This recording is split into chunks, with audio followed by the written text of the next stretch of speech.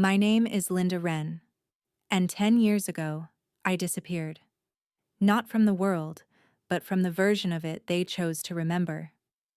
I didn't drop out. I didn't fade. I didn't fall apart. But somehow, my name never made it to the reunion list. Not on the seating chart. Not on the class slideshow. Not even on the "Where are they now" wall. Erased. Neatly. Cleanly. Like I had never been part of their story. They didn't say it outright. They never do. But silence is its own kind of message. And that night, their silence said everything. You weren't supposed to come back. But I did. I walked through the polished doors of the Magnolia Resort, past the laughter, the champagne flutes, the curated bios of people who had been handed microphones for lives they never truly earned. I sat at the last table.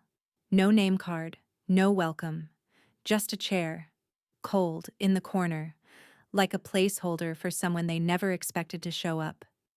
And then the helicopter came. The wind split the sky.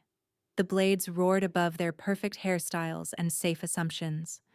And when the officer saluted and said, "Madam General, we need you," the room remembered my name.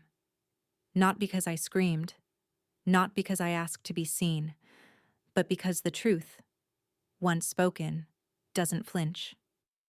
They erased me from the story. Tonight, I take the story back. Let's begin. They didn't expect me to walk through those polished glass doors. The air conditioning hit me like a wall, crisp and sharp, slicing through the warmth of the spring afternoon. I hadn't been inside the Magnolia Resort since prom night. Now, 10 years later, the floors gleamed even brighter, the chandeliers somehow more ostentatious, and yet, nothing really changed, except me. I walked past the photo wall where the reunion committee had placed everyone's framed high school portraits next to their "Where are they now" bios. Mine was missing. My name wasn't even printed on the seating chart taped beside the ballroom entrance. I stood there for a second, maybe two, pretending not to notice. But the sting behind my ribs said otherwise. "Oh, you're really coming?" Madeline's voice rang out, sticky sweet and far too loud. She stood a few feet away, manicured fingers wrapped around a champagne flute. The cluster of people around her, Ronnie with his smug news anchor smile, Deborah and her designer handbag, Andrew with the finance bro haircut, shifted like an organism that had just been poked. Their expressions didn't change, but the silence that followed said it all. "Yeah," I said, not offering more. My voice was even, steady. I hadn't traveled 6 hours to flinch. Madeline tilted her head, blonde curls bouncing. "You look casual." I glanced down at my plain black pants and fitted jacket. It wasn't a lie, but it was clean, pressed, deliberate. I didn't need a label stitched across my chest to make a statement. My presence was enough. "You know, Linda," Deborah said to no one in particular, always marching to her own drum. Literally. Laughter. Forced. Tight. I ignored it and moved toward the back of the ballroom, settling into the last seat of the corner table. One without a name card. I didn't want a name card. The less they thought they knew, the better. Ronnie launched into a loud retelling of his Emmy nomination. Deborah followed with something about medical patents and a consulting gig with a startup in New York. Andrew threw in a story about buying a villa in Italy. I stirred the ice in my water, watching the melting shapes clink gently against the glass. No one addressed me. No one even looked in my direction. Then came the part that twisted just a little deeper. "We're planning a special episode on unsung women," Deborah said, turning to Madeline. "Your podcast, Heroines in Plain Sight, is such a hit." "Oh, stop," Madeline beamed. "It's just a little tribute to the ones who've paved the way." "Yeah, especially the ones who do all the hard work and get none of the credit," Andrew added. They laughed. This time, the laughter was genuine. And I sat there, quiet, still, letting it brush over me like sleet. I could feel my hands tighten under the table. They didn't know. Of course they didn't. But it was fascinating, really, how easily people assumed the person who left quietly must have disappeared into nothing. Then a man in a pressed polo and khaki slacks appeared behind Madeline. He leaned down, speaking just loud enough for me to catch it. "There's an unexpected situation, out on the helipad." The silence shattered as the blades roared overhead. At first, it was just a murmur, the kind of vibration that creeps up from your ribs before it hits your ears. Then came the noise, steady, rhythmic, violent. A mechanical heartbeat splitting the sky open. Every head turned toward the massive glass windows facing the lawn. I rose slowly from my seat and followed the tide of bodies pressing toward the exit. Out in the open air, the darkness had deepened. The stars above were obscured by the glare of floodlights now clicking on, one by one, illuminating the helipad at the rear of the resort. Madeline stood just ahead of me, her heels sinking slightly into the grass. Her mouth was parted, eyes fixed in disbelief. "Is that military?" Deborah asked, tugging at her shawl as if it might shield her from the absurdity. The downwash hit us next, hot and full of grit. People instinctively shielded their faces, some stumbled back. I didn't move. The UH-60 Blackhawk hovered just for a breath, then dropped gently onto the pad.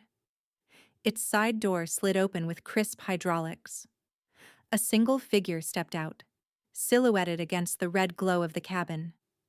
He was tall, square-shouldered, in full uniform. The officer moved forward, expression unreadable. When he stopped a few feet away from the group, he scanned the gathering like he was locating something. Or someone. Then his eyes found mine.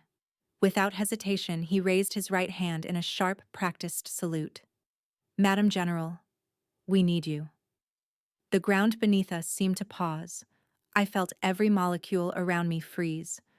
Someone dropped a glass. I heard Deborah gasp. Andrew took a step back. Ronnie, whose mouth had always moved faster than his brain, stood blinking as though someone had rewritten the entire dictionary, and he was just now realizing it. I stepped forward. My boots didn't make a sound on the tarmac, though I could feel every vibration from the idling engine. I stopped in front of the officer, Major Greaves, though no one here knew that name, and returned his salute with a nod. "What's the status?" "Secure for now, but your input is needed for the new parameters. Operation timing has changed." I gave him a short nod. "Noted. Inform Colonel Raymond I'll review the intel after 0800. "Yes, ma'am." He turned without further comment and moved back toward the helicopter. Its engine never stopped humming, blades still slicing the air like a threat that hadn't yet been spoken aloud. I turned slowly, facing the crowd again. Ronnie's voice was a whisper, but in the charged air it traveled. "She's a general?" Nobody answered. No one had to. My eyes settled on Madeline.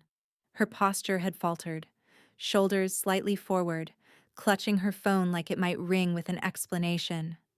Her face was pale, brows drawn not in rage but something worse. Confusion. Panic. I stepped toward her, closed the distance by just enough to speak without being overheard. "I'll be back tomorrow morning." And I left them standing there in the wind of my silence. They stole my rank before I even earned it, by erasing my name from the start. The resort room was too quiet. Behind the thick curtains, the world had gone still after the shock of the helicopter. But my mind couldn't settle.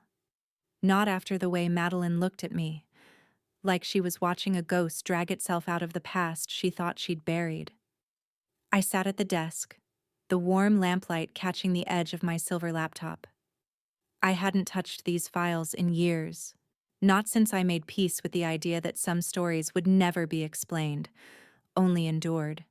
But tonight, something pressed against my ribs, demanding I reopen the case of my own vanishing. 10 years ago, I applied to West Point. 3 times. The first application disappeared. No record. The second was returned. Unsigned. Supposedly incomplete. The third? Rejected for withdrawn interest. I believed it. Back then, I blamed myself. Maybe I had missed a signature. Maybe my essay wasn't good enough. Maybe I didn't want it enough. That's what Madeline had whispered after school when I came home in tears. "You're not cut out for that world, Elle," she'd said sweetly. "It's brutal. It's not for girls like you." But I remember the fire in my chest the day I won the local junior ROTC challenge. The commander shook my hand. I held that medal like it was a promise. And Madeline? She didn't even clap. I opened a folder titled WP Apps 2013 and scanned through the scans, PDFs, faxes, image files of signatures, transcripts.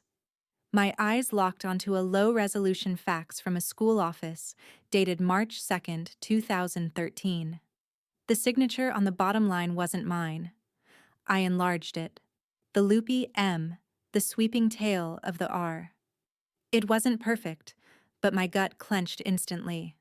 I had seen that signature before. Digging deeper, I pulled up an old photo from our parents' filing cabinet, a birthday card Madeline had signed for Mom the same year.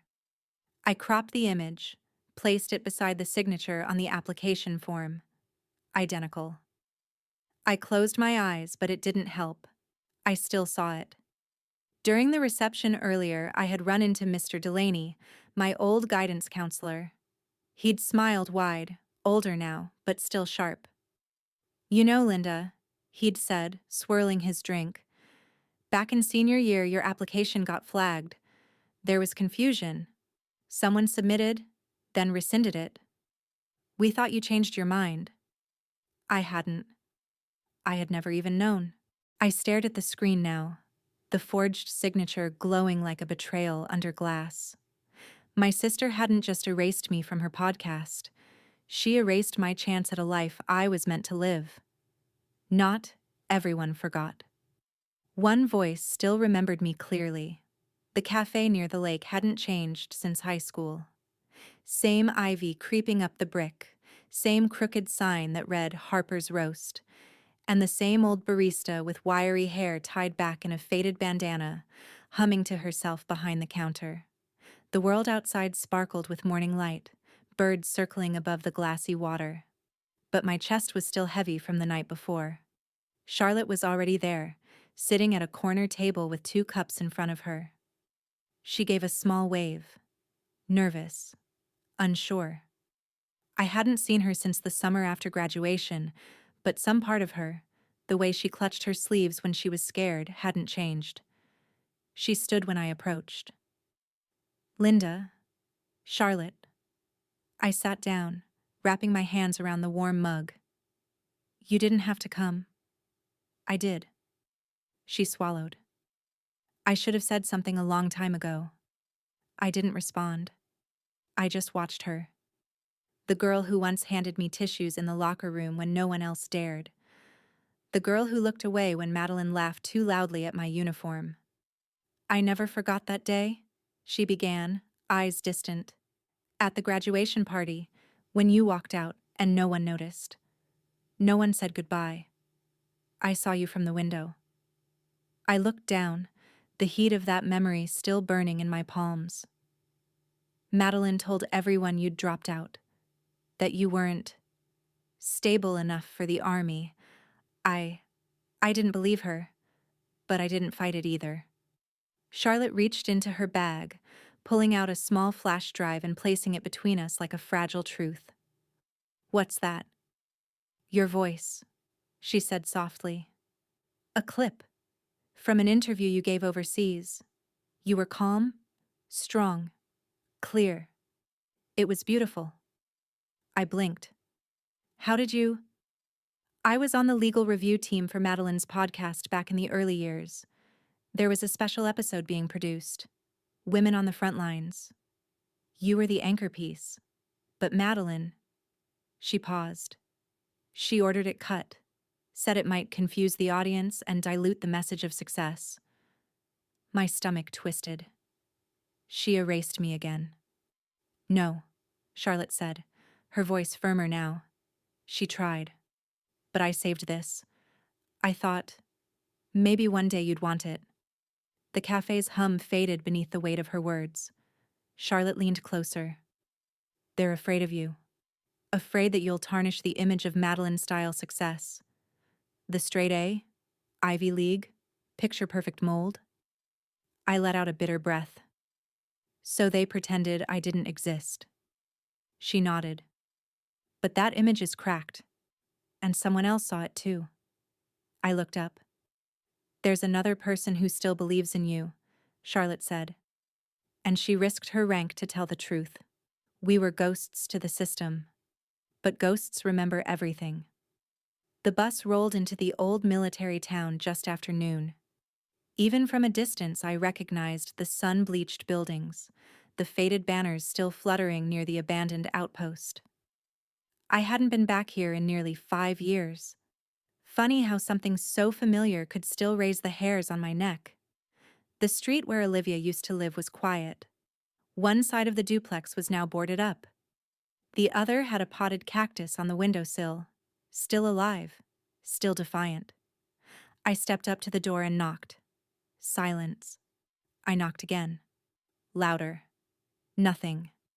Then, just as I was about to turn away, a voice came from behind the screen. Wrong door, lady. I'm not selling anything, I replied, leveling my tone. I'm looking for Olivia Price. Try the Pentagon, the voice muttered. I leaned in, close enough for her to hear. The southern wave never stops.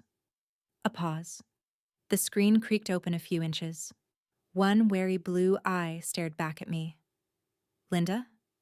I nodded. The door opened. She hadn't changed much. A few more lines around her mouth, a tighter way of moving, like she was always bracing for impact. She stepped back to let me in. The apartment smelled like old coffee and dust. A wall of framed photographs lined the hallway. Platoons, graduations, deployment ceremonies. In the center of one frame, a blurred image of 2 women in tan uniforms, standing atop a dusty vehicle, grins hidden behind sunglasses. We didn't talk right away. Olivia moved to the kitchenette and poured 2 mugs of bitter coffee. When she handed me mine, her hands trembled just slightly. I heard about the podcast, she said. I didn't hear about it, I replied. I was deleted from it. She exhaled through her nose. Figures. We sat across from each other, cups between us, and the air thick with things unsaid. I need to know, I said finally. Was it real? Kandahar, Valkyrie South? She didn't answer immediately. Instead, she reached for a manila envelope tucked beneath a weathered field manual. She slid it across the table. Inside, a printed transcript of a field memo dated August 4th, 2017. My name was at the top. Field Commander, Wren, E. Captain. Beneath it, mission logs, tactical evaluations, post-op statements, all signed, all sealed. That document never made it to the media, Olivia said. The public version lists Captain Holloway. I asked why. They told me it was easier that way. I held the memo like it was radioactive. My breath caught on something sharp and old. You kept this? They tried to erase me too, she said, voice low. I filed 3 complaints. All got buried. I was transferred without cause. Why now? I asked. She looked me dead in the eye. Because someone has to remember. And if you're willing to come forward, I'll come out with you. Sometimes, truth isn't buried. It's just misfiled. On purpose. The security checkpoint at the Department of Military Archives was stricter than I remembered. After 3 rounds of ID verification, a metal detector, and a pat-down that felt more ceremonial than necessary, I was finally waved through. Olivia followed close behind, the tension in her jaw doing most of the talking. Inside, the archives lab smelled of dust, old paper, and disinfectant. Rows of metal shelves stretched into dimly lit corridors, lined with bound reports, microfiche, and declassified records. The quiet here was too heavy to feel sacred. It felt like a silence meant to cover something. Marcus met us at the front desk. Balding, cautious, in his late 50s. He looked like the type of man who'd spent his life moving paper from one stack to another. He adjusted his glasses when he saw our credentials. "Captain Wren," he said, pausing slightly at the name. "And Major Price. I've been told you're cleared for Level 3 review." "We're here for the logs on Operation Valkyrie South," I said. His expression twitched. "You're a bit late?" "We're aware of the classification protocols," Olivia added smoothly. "We're not requesting to declassify, just to see what's on file." Marcus hesitated, then led us down a narrow hallway into a smaller reading room. On the central table sat a thick red binder marked Operation File Number V, S-2015-0047. It looked right, but it felt off. I opened the binder. The names listed on the chain of command were familiar, except for mine. In place of Field Commander Wren E., the title read Field Commander Holloway S. Again. My pulse ticked upward. "These were updated under clearance orders in 2018, Marcus said, carefully avoiding my eyes. "Security reasons. High level." "Who signed the edit?" I asked. He hesitated again. "That's confidential." I looked at him sharply. "Even to the person whose name was removed?" Marcus didn't respond. Instead, he reached for the binder as if to close it. Before he could, a soft knock came at the door. A young technician peeked in. Reed, according to his name badge, late 20s, wiry, eyes too alert for someone in a support role. "Sir," Reed said casually, "your system pinged a retrieval error on the backup scan logs. I'll just take a look while you wrap up." Marcus nodded, irritated. "Make it fast." Reed gave us the briefest glance before disappearing behind a stack of file cabinets. A few minutes later, as Marcus stepped out to answer a call, Reed returned and silently dropped a folded sheet of paper on the table before vanishing again. I unfolded it. There, in block letters at the top of the page, Field Commander Wren E., Mission Log Original Archive Backup. Date: August 4, 2015, signed off by Command Group, Level 2. And at the bottom, in a bold signature that turned my stomach, approved for edit by Wren, M. Title, Military Communications Advisor. I stared at it. Olivia leaned in, her jaw stiff. "She was on the inside," I whispered. "She wasn't just editing podcasts. She had her hands on history." The page trembled in my grip. "She didn't just erase me from the podcast. She erased me from the military history. She built her image on my silence. Let's see how it cracks under truth." The auditorium buzzed with anticipation. Rows of chairs filled with donors, press, and veterans in clean-pressed suits and medals. Giant banners hung overhead. Voices of valor, women in command. In the center of it all, a glowing stage framed in red and blue lights. Madeline stood behind a clear podium, immaculate in a cream-colored suit, her hair swept into a sculpted knot. She moved with confidence, voice perfectly measured for impact. And as we push forward, we must remember the real heroines, the ones who led not for glory, but for duty. Those whose names define excellence. I sat in the third row. A dozen eyes had already turned to me, some unsure, some curious. Olivia had warned me, wait for the right moment. But the moment was already pulsing in my fingertips. Madeline's voice climbed. In 2015, Operation Valkyrie South reshaped the security posture of our southern front. And yet, I stood. The room rippled. My voice didn't shake. "You're right. That mission changed everything. But the files don't show that. At least, not anymore. Gasps.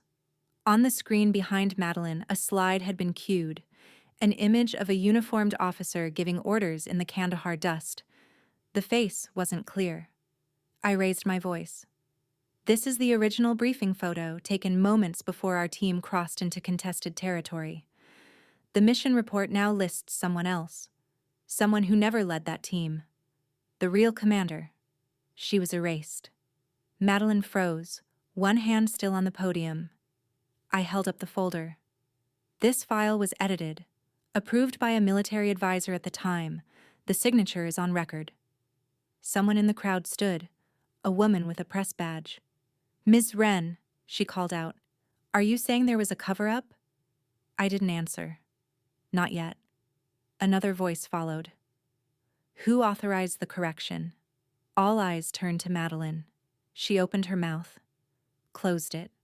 A flicker passed across her face. Not panic, but calculation. Then she stepped back from the podium and murmured something to the host. The MC approached the mic. "Ms. Wren will be making a statement later. For now, we'll take a brief intermission." Too late. Reporters were already whispering, phones buzzing. One headline would appear before sunset. "The secret of editing the file of a high-ranking female officer is revealed." The spotlight burns both ways. Charlotte leaned over her desk, her eyes fixed on the thick manila folder between us. She tapped the corner of a transcript, voice low but firm. "You go too fast. She'll spin it as revenge. Let her talk. Let her contradict herself. Then we strike again." I nodded slowly. We're not just exposing facts. We're watching how she reacts. She's used to controlling the narrative.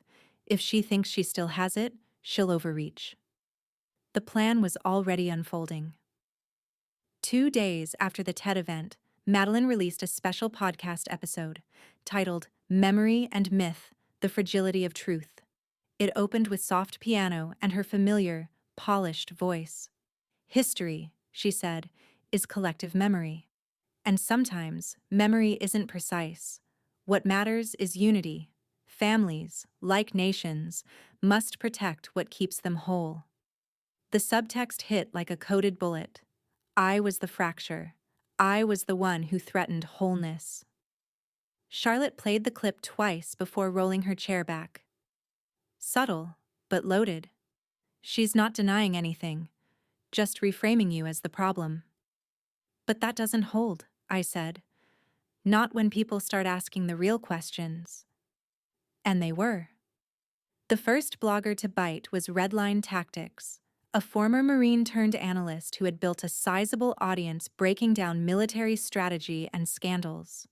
He didn't just post speculation, he posted the full audio Charlotte and I had sent him. It was from a closed-door communications meeting in 2016. Madeline's voice, clear and unmistakable, echoed through the feed. If we list her as the commanding officer, people will start asking about the rest. About where she is now. About why she's not on the podium with us. I'm not saying we delete the file, just that we reframe it. Protect the family's reputation. The clip went viral within hours. By noon, military blogs were ablaze. By evening, mainstream networks had picked it up. Madeline's PR team scrambled. A leaked screenshot of an emergency Zoom meeting showed her in a sharp blue suit, one hand covering her mouth, the other scribbling notes. A junior staffer had leaked the agenda. Prepare response to leaked 2016 audio. Emphasize intent versus outcome. Too late. Charlotte called me at dusk.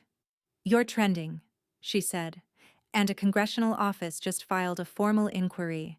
They're asking the Department of Defense if any unauthorized civilians ever influenced document editing." I looked out the window of her law office as sirens passed far below. "She wanted fame without questions," I said. "She got questions she can't control.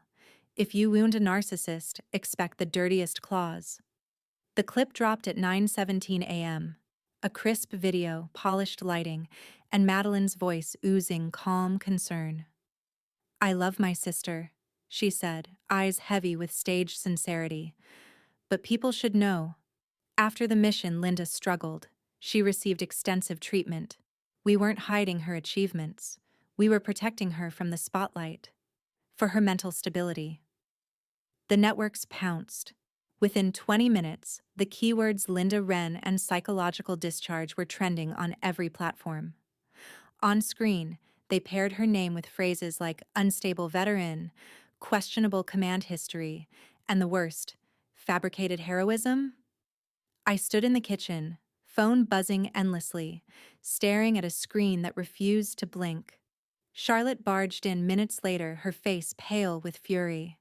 She threw her coat on the couch, ripped off her glasses, and snapped, "She leaked your treatment records." That's a violation of multiple statutes, military and civilian. I didn't answer. I couldn't. Then Olivia arrived. Her jaw was tight, shoulders rigid. She slammed her palm down on the coffee table so hard the mug rattled. "She's dirty," she said. "She'll use anything to keep you silent." My breath felt shallow. The walls of the room crept closer. Everything I'd held steady in the last few days buckled under this blow. My silence, my restraint, my plan. "Maybe they're right," I murmured. "Maybe I'm the story they're afraid of. A decorated ghost with cracks." Olivia knelt beside me. "Number. You're the only one who didn't crack when it mattered." But doubt was a powerful drug. It whispered in every corner of my mind. Maybe the silence wasn't just forced. Maybe I had hidden for a reason. Charlotte's voice was quieter now. "Linda, don't give them what they want. They want you isolated." The email came late that night. A name I didn't recognize. Sophie R. Subject line blank. Just a short message. I was 17. Kandahar. "You made a call that saved our convoy. They said it was luck. It wasn't. It was you. You didn't just save me that day. You saved every year I've lived since. I'm alive because of you. Don't let them erase that." I stared at the screen until tears blurred the words. Then I stood. "If they want to fight," I said, "I won't fight alone." They thought I was buried. They forgot I'm trained to rise from fire. The steps of the Rayburn House office building echoed beneath our boots. Olivia walked beside me in full dress uniform, her ribbons and insignia gleaming under the midday sun. My own uniform felt heavier than it had in years, but this time it carried no shame, only purpose. A congressional press conference wasn't exactly where soldiers expected to fight, but war came in many forms. Today, our battlefield was a podium, a projector screen, and a sea of microphones. The cameras flashed as we entered the hall. Representative Marquez stood at the microphone, flanked by two staffers. He greeted us with a curt nod, then spoke into the waiting silence. "We are here today to address credible concerns regarding the erasure and manipulation of military records tied to Operation Valkyrie South. We are joined by two decorated veterans whose testimony may alter how we remember that mission." He stepped aside. I took the mic. "I am Lieutenant Colonel Linda Wren," I began, "retired, and for 10 years, I let silence stand in place of truth." A gasp somewhere in the press pool. Olivia stood behind me, still and sharp, her face unreadable. She was my anchor, steady amid the storm. A screen lit up behind us. The first clip played. Grainy, dust-filled video from Kandahar. Our unit pushing through collapsed streets. Linda's voice sharp and calm. "Alpha 2, clear the corridor. Civilians on the left. Delta flank. Secure extraction." The footage showed faces. Mine. Olivia's. People being pulled from rubble, carried across danger zones. There was no voiceover, no music, just raw truth. When it ended, I spoke again. "This," I said, "is not about glory. It's not about revenge. It's about a record rewritten, a narrative stolen, not just from me, but from every soldier who served under those orders." Then I opened the folder. One by one, I read names. Soldiers who signed affidavits, civilians who sent letters. I laid out the transcript of the 2016 directive, Madeline Wren's signature clearly printed at the bottom, beneath the words, "File alteration approved for public version." Reporters whispered. Keyboards clicked furiously. Finally, I looked up. The room was still. "I don't need recognition," I said. "I need the truth to be seen." And then came the question. I knew it would. From the back, a voice rang out. Calm, precise, merciless. "Lieutenant Colonel Wren, do you believe Madeline Wren should resign from her advisory post, given her role in altering official military documentation?" I paused. My heart didn't pound. My hands didn't shake. I looked straight into the lens. They summoned me to defend my past. I brought their lies with me. The chamber smelled of old paper and polished oak. The overhead lights buzzed faintly, casting a sterile glow across the room. At the center stood the long hearing table, flanked by flags and microphones. Cameras lined the back wall, their red lights blinking like sentinels. I stepped forward, past rows of suited aides and military uniforms, and took my seat. A nameplate read, "Lieutenant Column Linda Wren, retired." Senator Marquez adjusted his glasses. This hearing, held by the Committee on Military Integrity and Public Trust, is now in session. The gavel fell. To my left, Charlotte sat with a single binder and a fire behind her calm eyes. Olivia nodded once across the aisle, silent but resolute. And to my right, further down the row, Madeline Wren fixed her blazer. Her hands looked steadier than they should have.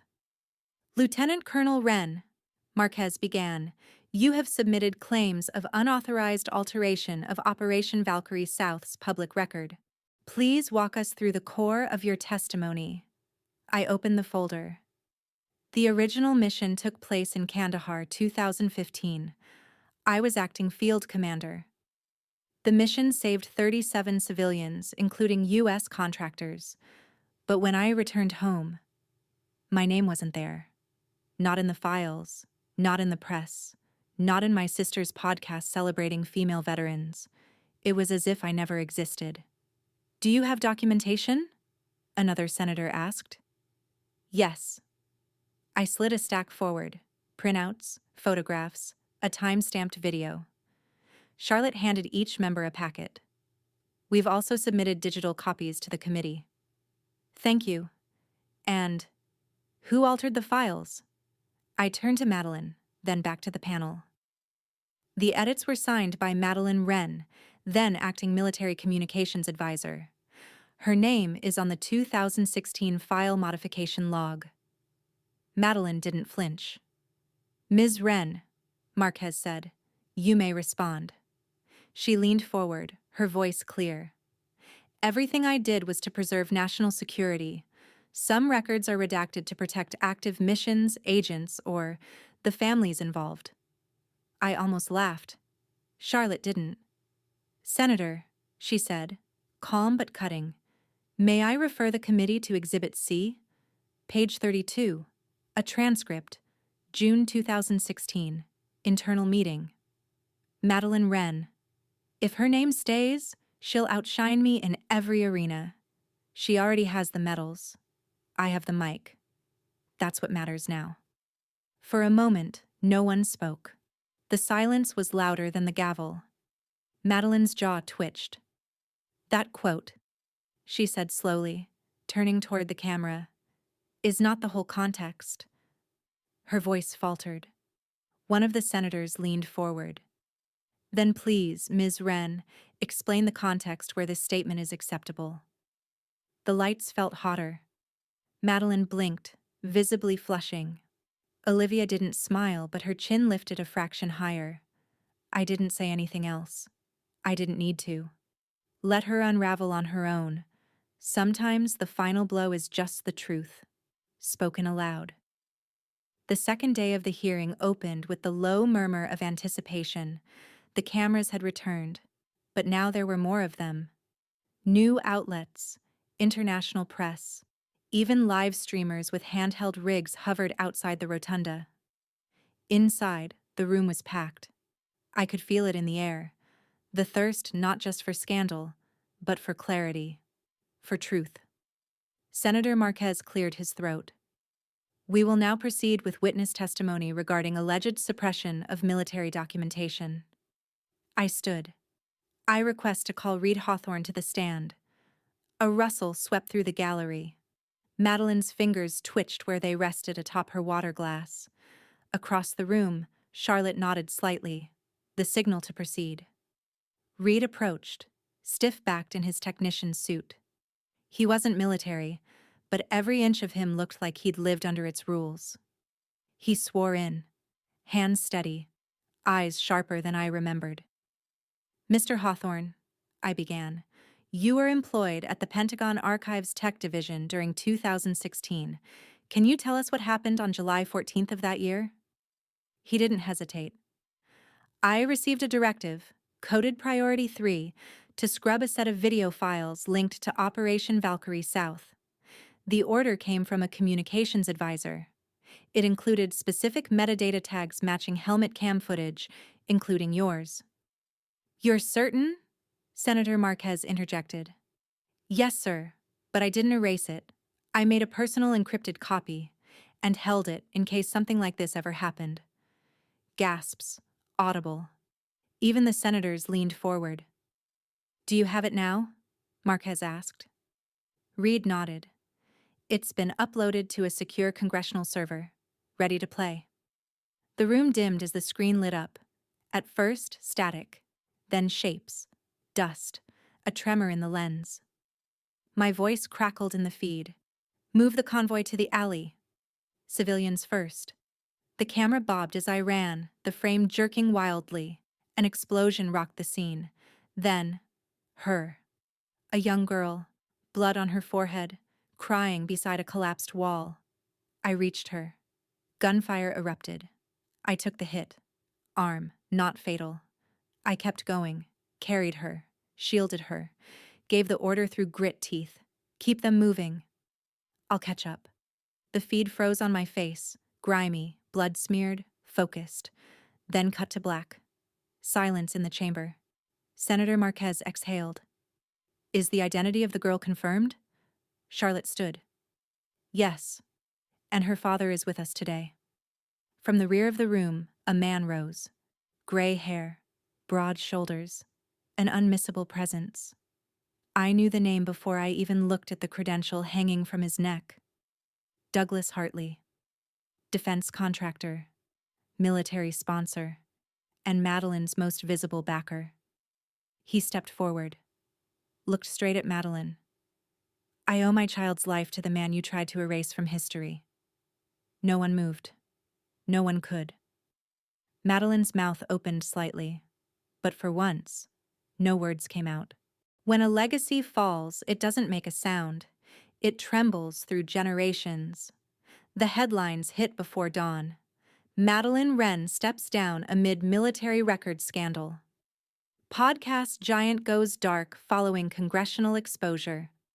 By the time the sun rose, every major news network cycled the same images. The congressional hearing, my face on the screen, Madeline's pale reaction, and the video of Kandahar playing on loop beneath the captions. Even with the volume muted, the shame was loud. At her studio in Manhattan, Madeline's assistant wheeled out boxes under flashing cameras. One of them bore her name, handwritten in perfect cursive, now half smudged by rain. She didn't stop to wave, didn't smile, just slipped into a black SUV without speaking to the crowd that once worshipped her voice. The podcast platform issued a curt statement. The Wren Legacy program is officially discontinued pending internal review. Sponsorships evaporated within hours. Hartley Global cut ties immediately. After his moment at the hearing, Douglas Hartley had no more loyalty left to offer. PR firms released memos. Even her alma mater rescinded her honorary speech invitation. But it wasn't just the media turning. Behind closed doors, the real cracks deepened. A letter arrived from the Department of Defense. Charlotte opened it and scanned the pages while I waited, arms folded across my chest in the quiet of her office. Two officers admitted, off the record, that they were encouraged to redact your contributions from multiple reports, she said. There will be formal interviews. Re-examinations. Encouraged by whom? I already knew. Charlotte didn't smile. The paper trail leads to a strategic communications office. Her office. Back home, I watched it all from my old kitchen. The same kitchen I had rebuilt with my own hands after deployment. There was something eerily full circle about sipping black coffee while the world flipped upside down. My face appeared again. This time, not on a blog or some whispered thread. New York Times, Sunday edition. The Forgotten General, Linda Wren's story. Underneath the title was a photo of me, in uniform, saluting during a mission I once believed no one remembered. The journalist had done their homework. Quotes from former soldiers, snippets from Operation Valkyrie South, even a line from Olivia that made me choke up. She never needed medals. She just needed the world to remember she was there. Charlotte showed up that afternoon, stepping inside with a familiar worn folder. I wasn't sure I should show you this today, she said, sliding it across the table. What is it? Her eyes were steady. A formal recommendation for full reinstatement.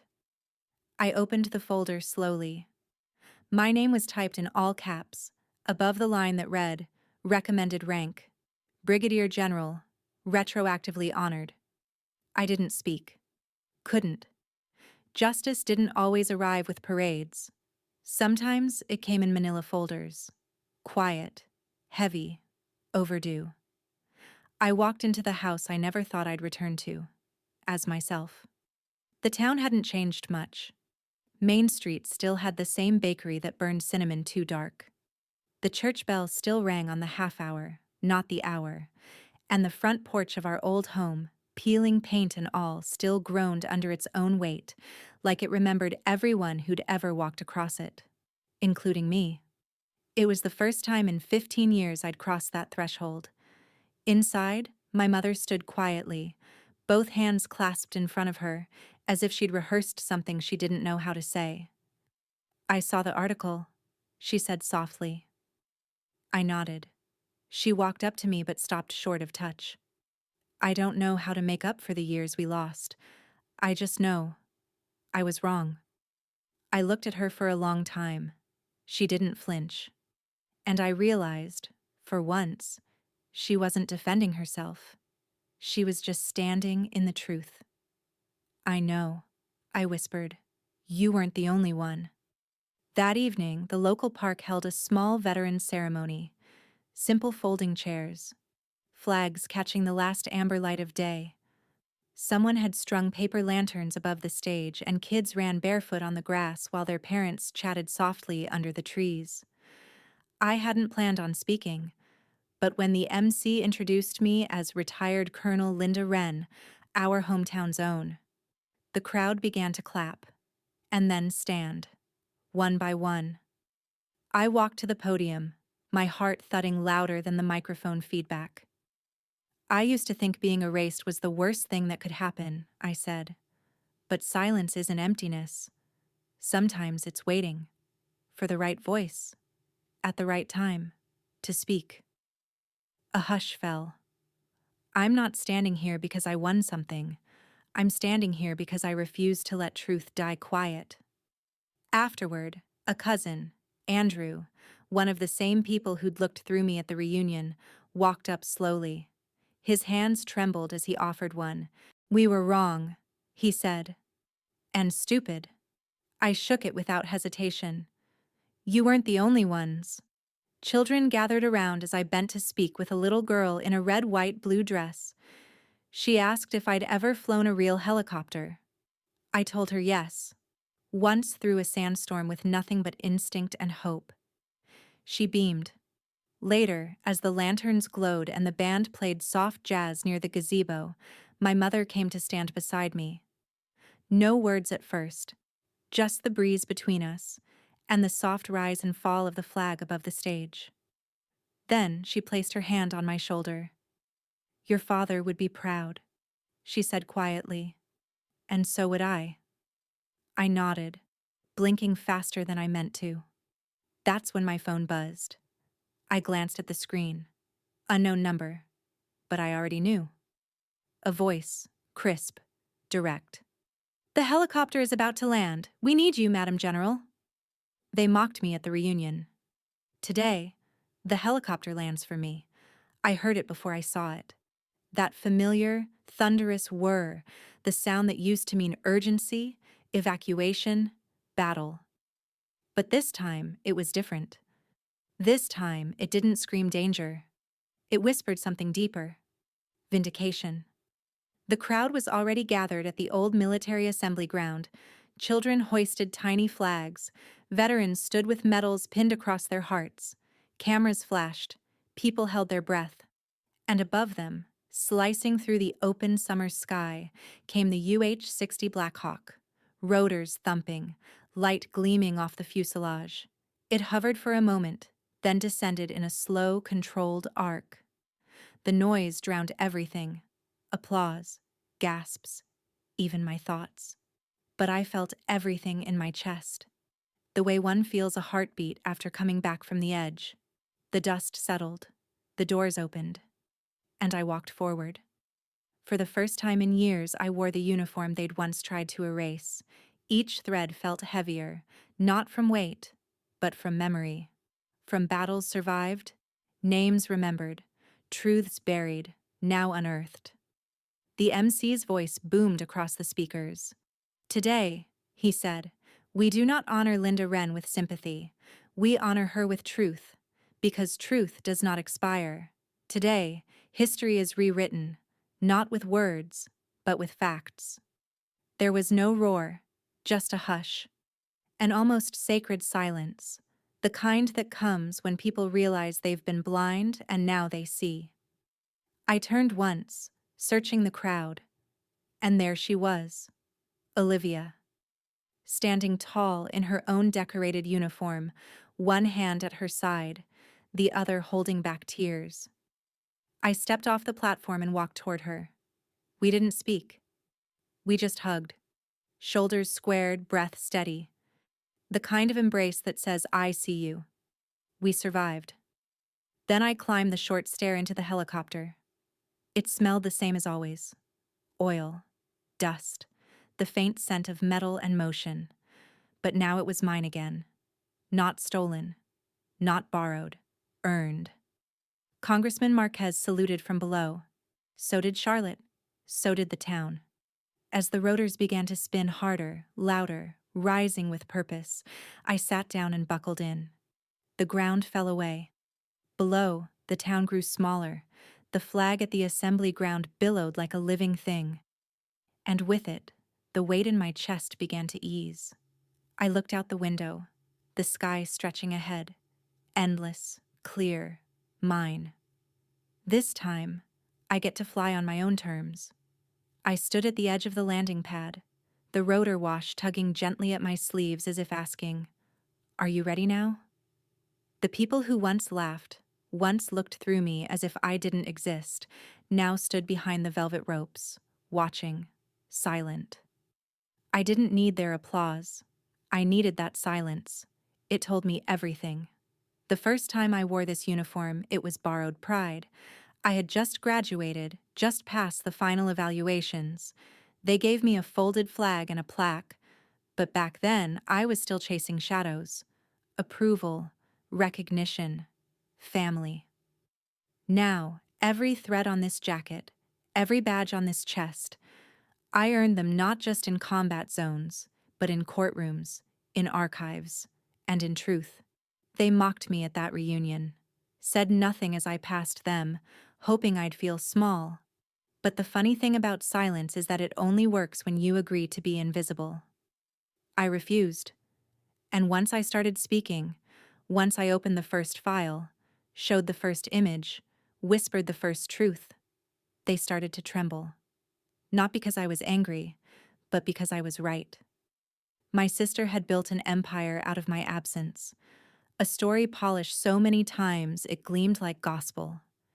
She took my name, my mission, and stripped them of my face, turned it into content, into hashtags and headlines, into something palatable, because the truth was too complicated, too real, too me. When I stepped into that hearing room, I wasn't just fighting for reinstatement. I was fighting for every woman whose silence had been mistaken for weakness. For every soldier who came back home and found that the real war wasn't over there, but here, in the offices where records were rewritten, in the studios where stories were twisted. I didn't throw punches. I submitted evidence. I didn't scream. I played the video. The one where I was bleeding and still ordering the rescue of civilians. The one where a girl's life, someone's daughter, was saved. The one they thought had been deleted forever. And that was when things changed. Not when I accused, but when I remembered. When I reminded people what had really happened. Because truth doesn't need embellishment, it just needs air. They called it Operation Phoenix when I came forward. Poetic, maybe, but the truth is, I never burned. They just tried to bury me under their fear. I got my rank back. I stood on that landing pad with my name cleared, my record restored, and my head held higher than any medal could reach. And yet, that wasn't the victory. The victory was this. I didn't let them convince me I was unworthy.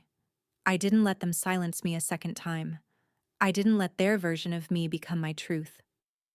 So I turned back, just for a second, before boarding the helicopter.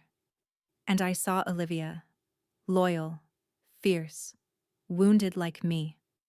We embraced, not out of celebration, out of understanding, out of all we'd survived. As the aircraft lifted and the ground fell away, I looked down at the town that once tried to forget me. I smiled, not with bitterness, but with clarity. I wasn't flying away. I was flying above. Like the final chord of a silenced anthem, justice may arrive late, but once it's heard, it echoes for generations. In the end, it wasn't revenge that gave her peace. It was the restoration of truth. Because when injustice meets resilience and silence meets courage, even the deepest betrayal cannot stand. No wall of lies can stand forever against the tide of truth. Some stories are loud. Mine was quiet, until it wasn't. They erased my name, my rank, my right to be remembered. But in the end, I didn't need revenge. I needed truth. And when truth speaks, calm, clear, undeniable, even silence has to listen. If you've ever been overlooked, underestimated, or edited out of your own life, this story was for you. Thank you for watching, for remembering, and for being part of something louder than applause, justice. If this story moved you, share it. And if you're still writing your own comeback, don't stop. We see you. Subscribe for more stories about truth, resilience, and those who refuse to disappear. We're just getting started.